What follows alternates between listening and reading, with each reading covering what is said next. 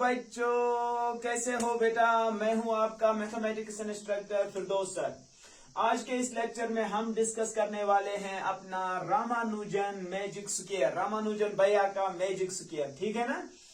मैंने यहाँ पे लिया है बेटा एक स्क्वायर लिया है जो रामानुजन भैया ने बनाया था। बेटा आप इस स्क्वायर में देख सकते हो हमारे पास क्या है इस वक्त। हमारे पास इसमें 4 रोज हैं बेटा। आपको याद होगा बेटा जब हम हॉरिजॉन्टली चलते हैं तो हमारे पास ये एक बनता है रो। सिमिलरली जब आप ऐसे वर्टिकली आते हो तो हमारे पास इन चीजों को हम क्या कहते हैं, कॉलम्स कहते हैं बेटा। यहाँ पर हमारे पास इस स्क्वायर में कितने रोज हैं बेटा सर। हमारे पास रो 1 से लेकर रो 2, फिर हमारे पास रो 3, फिर हमारे पास रो 4 है इस स्क्वायर में। ठीक है ना। अब हम जानेंगे आगे कि मैजिक स्क्वायर इसे क्यों कहते हैं बेटा। पहले हम समझेंगे इस स्क्वायर को। हमारे पास सिमिलरली इस हमारे पास ये जो स्क्वायर है सर, हमारे पास इस स्क्वायर में कॉलम 1, कॉलम 2, कॉलम 3 और कॉलम 4 है। तो हमारे पास ये जो स्क्वायर है सर, इसमें 4 रोज हैं और इसमें 4 कॉलम्स है बेटा। कॉलम्स जब आप ऐसे बेटा वर्टिकली देखते हो तो इस चीज को हम कॉलम कहते हैं बेटा। पहले वाले को कॉलम 1 और दूसरे वाले को कॉलम 2, तीसरे वाले को कॉलम 3 और लास्ट वाले को कॉलम 4 कहते हैं। सिमिलरली जब आप हॉरिजॉन्टली ऐसे चलते हो बेटा, इससे हम रो कहते हैं। तो पहले वाले एलिमेंट्स को हम रो 1 कहते हैं, सिमिलरली रो 2, रो 3 एंड रो 4 कहते हैं। यहां तक क्लियर हुआ ना बेटा। तो अगर आप देखोगे ना बेटा इस मतलब इस स्क्वायर में, जैसे हमारे पास एक स्क्वायर होता है जो हमने पढ़ा होता है हमारे क्वाड्रिलेटरल चैप्टर में, तो उस स्क्वायर में एक तो हमारे पास ये रोज हो गए जो आपने देखे, रोज और कॉलम्स। सर सिमिलरली जब हम अपोजिट दो वर्टिसेस को ज्वाइन करते हैं उनसे हमें क्या मिलता है, कॉलम मिलता है ना एक कॉलम। तो हम यहाँ पे ये भी कह सकते हैं सर जब हम भी इन कॉलम्स को, जब हम भी सर इन अपोजिट वर्टिसेस को ज्वाइन करेंगे हमारे पास हमें मिलेंगे 2 डायगोनल्स बेटा। इनको हम मैथमेटिक्स में क्या कहते हैं, डायगोनल्स कहते हैं। सर जब भी हम अपोजिट वर्टिसेस को ज्वाइन करते हैं उनको हम क्या कहते हैं बेटा, उनको हम डायगोनल्स कहते हैं। मैथमेटिक्स में इससे बेटा हम कहते हैं डायगोनल 1। सिमिलरली सर दूसरा भी होगा ना, हम तो इन 2 वर्टिसेस को भी ज्वाइन कर सकते हैं। यहां से हमें मिलेगा बेटा आपको, यहां से आपको मिलेगा डायगोनल 2। यहां तक सबको क्लियर हुआ ना बेटा। क्या रोज सबको समझ आए, क्या कॉलम्स के एलिमेंट सबको समझ आए, डायगोनल्स के एलिमेंट सबको समझ आए।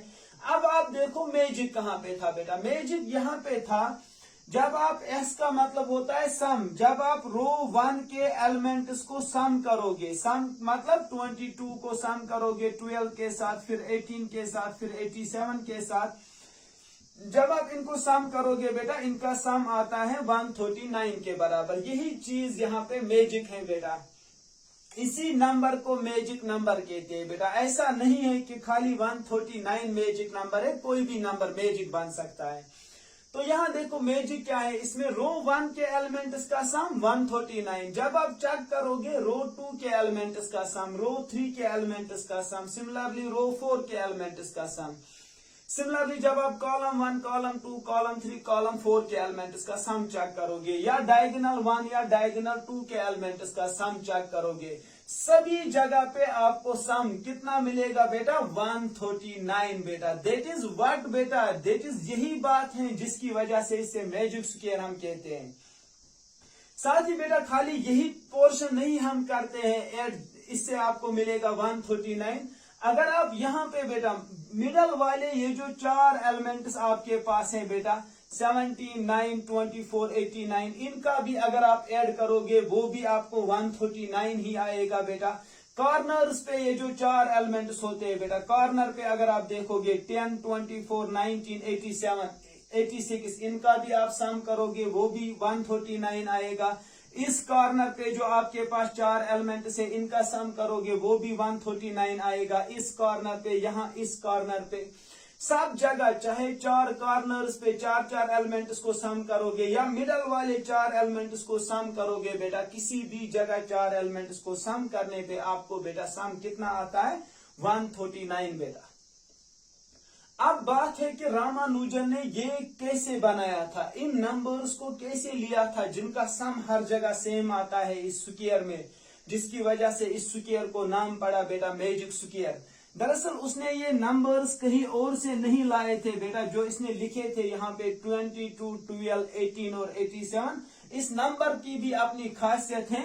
रामानुजन भैया का जो डीओबी था बेटा, जो उसका डीओबी था, डेट ऑफ बर्थ बेटा जो उसका था, वो था एक्चुअली 22 दिसंबर 1887।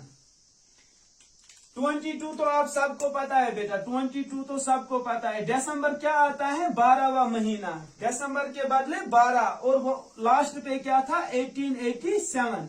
तो जरा चेक करो, पहला वाला रो यही है ना सर, 22 लिखा पहले, उसके बाद 12 लिखा, फिर 1887 बेटा। इन्हीं 4 नंबर्स की वजह से बनाया बेटा यहाँ पे एक स्क्वायर जो बन गया मैजिक स्क्वायर।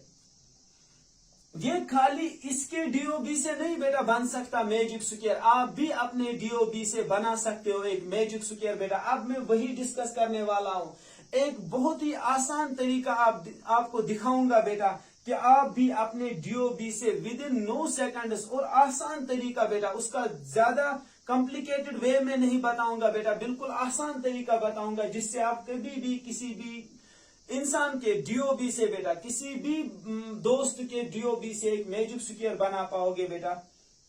जहां तक सबको क्लियर हुआ ना।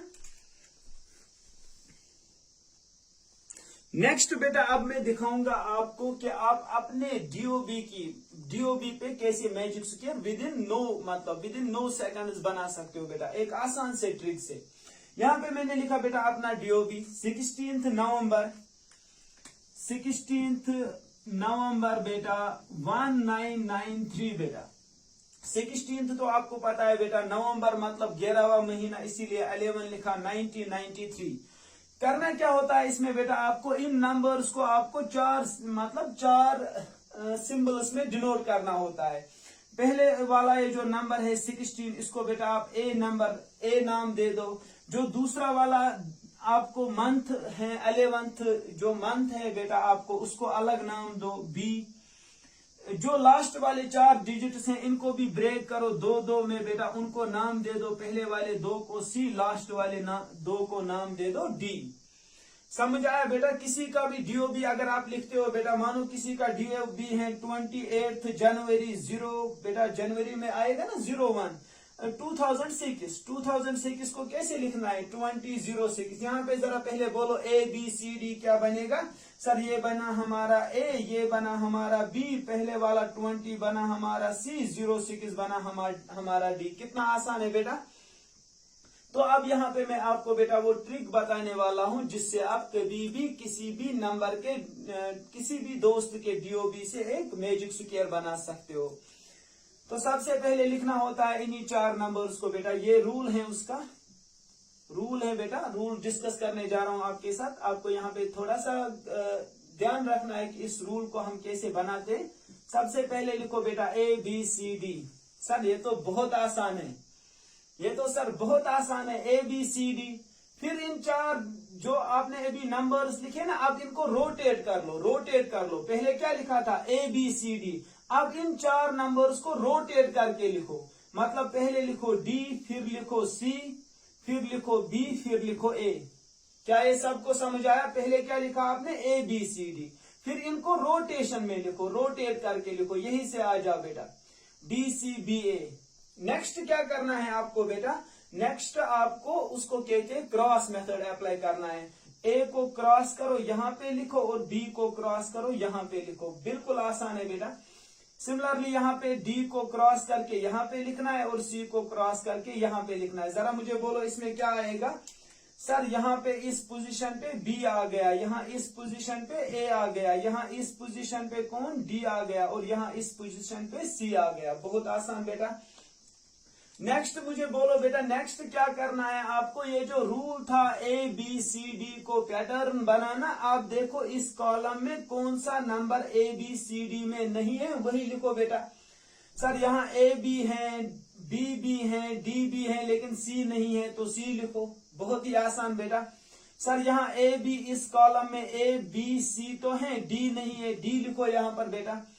सर इस कॉलम में बी सी डी तो है, ए नहीं है, तो ए लिखो बेटा। इन चार में देखो ना कौन सा मिसिंग है, ए भी है, सी भी है, डी भी है, तो लेकिन बी नहीं है, बी यहां लिखो। तो इस फार्मूला की मदद से आप यहाँ पे इस डीओबी का मैजिक स्क्वायर बना सकते हो बेटा विद इन 9 सेकंड्स। कितना आसान है बेटा। तो जरा देखो ए बी सी डी को पहले लिखो, यहाँ पहले रो में लिखो A B C D direct बेटा। ए की जगह 16, बी की जगह 11, सी की जगह 19 और डी की जगह 19 3। दूसरे रो में देखो बेटा, इन्हीं नंबर्स को, चार नंबर्स को किस में लिखना है, रोटेशन में लिखना है। पहले 93, फिर 19, फिर 11, फिर 16।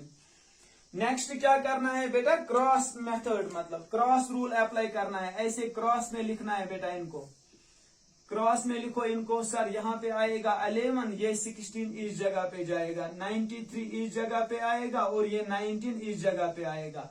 फाइनली सर पहले सी को लिखना है। इसी पैटर्न को देखो ना बेटा, इसी पैटर्न को पहले सी को लिखना, मतलब यहाँ 19 आएगा, फिर डी को लिखना, यहाँ 93 आएगा सर, फिर ए को लिखना, यहाँ पे 16 आएगा सर, फाइनली बी को लिखना, यहाँ पे 11 आएगा।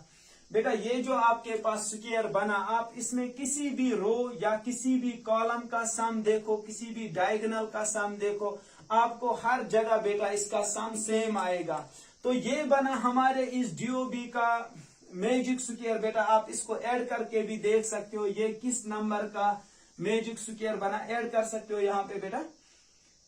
3 और 9 हो गया 12, 12 एक हो गया बेटा 13, 13 और 6 हो गया 19। तो यहाँ 9 लिख सकते हो बेटा, एक जाएगा यहाँ कैरी, 9 और 1 हो गया 10, 10 एक 11, 11 और 1 हो गया 12, 12 एक हो गया 13।